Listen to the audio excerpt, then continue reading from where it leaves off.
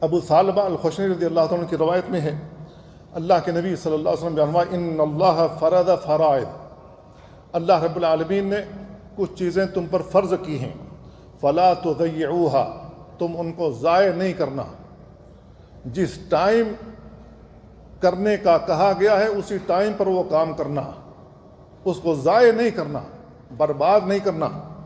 وحد حدودا فلا تعتدوها، کچھ حدیں مقرر کی ہیں اس سے تجاوز نہیں کرنا۔ وحرم اشیاء فلا تنتهكوها، کچھ چیزیں حرام کی ہوئی ہیں ان کو پامال نہیں کرنا۔ وسکت عن اشیاء رحمت لکم غیر نسیان، اللہ رب العالمین کسی چیز کو بیان کرنے سے سکوت اختیار کر لیا ہے اپنی رحمت کی وجہ سے، اللہ رب العالمین بھولا نہیں ہے۔ فلا تبحثوا عنہا، تو ان کے پیچھے نہیں پڑنا، ان کو قریدنے کی کوشش نہیں کرنا، اس کے پیچھے پڑھ کر انہیں حاصل کرنے کی کوشش نہیں کرنا۔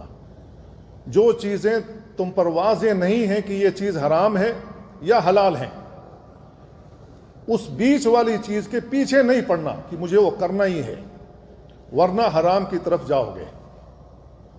تو اللہ رب العالمین نے کچھ چیزوں کے بارے میں سکوت اختیار کیا، خاموشی اختیار کی ہے، نہیں بتلایا واضح طور سے کہ یہ چیز حرام ہے یا حلال ہے۔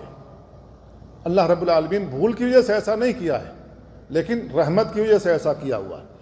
تو ہمیں اور آپ کو جو حکم ہے وہ یہ ہے کہ اس کے پیچھے نہیں پڑنا، اس کو حاصل کرنے کی کوشش نہیں کرنا ورنہ حرام کی طرف جاؤ گے۔